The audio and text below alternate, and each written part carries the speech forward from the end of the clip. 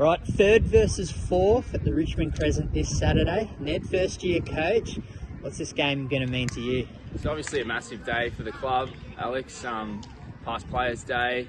We haven't won here yet this year. There's going to be a lot of people around celebrating the Reserves Premiership of '74, which is awesome, and the senior grand finalists of '74 too. So a bit of rich history coming back to the club on Saturday, and we're pretty excited to hopefully put our best foot forward and put on a good show for those guys. So as I said, round one we get the job done here, so it'll be nice to get our first win with a pretty new team together out here on Richmond Oval. You're one of the new faces to the club. How did you get here?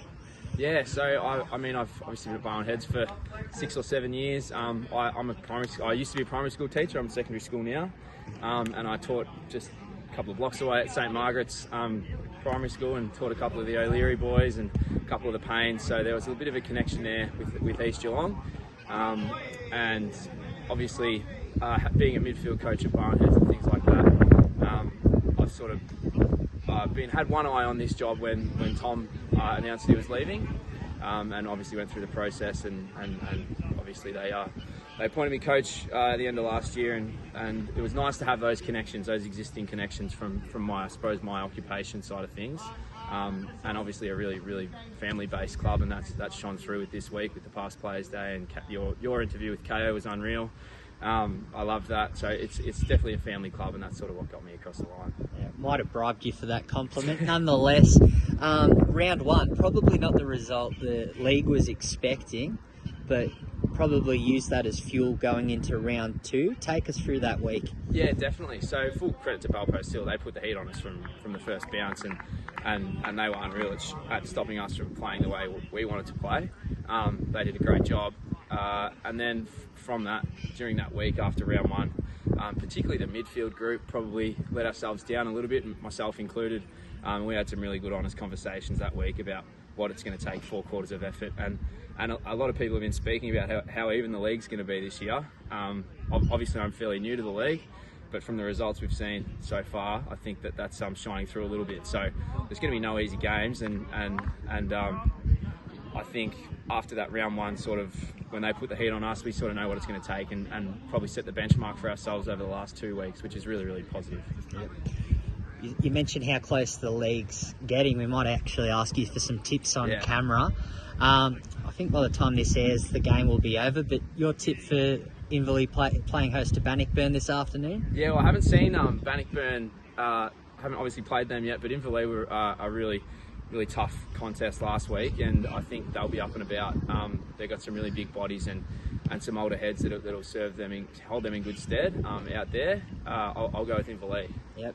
Another big one, Belmont playing host to Thompson. Will Belmont go 4-0? Yeah, I'm good mates with Andy Walscott, and we work together, so I'll have to go Belmont there. Otherwise, he'll be angry at me. But that'll be a ripping game, and I'm really interested to see what happens there. Yep. Geelong West Giants playing host to the Anarchy Roos. Anarchy will be up and about after last weekend, so I'll go with Anarchy, I think. Yep. Now I need to pause and remember who the other games were. Sorry. Corio hosting Winchelsea. Corio are flying at the moment, so we've got them next week, and I'll be keeping one eye on that one too.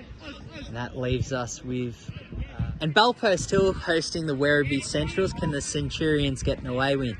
I think I'll tip Bellpost Hill at home this week. I know they've not got the win there yet, but similar to us, they'll be pretty keen to get one there. Yep.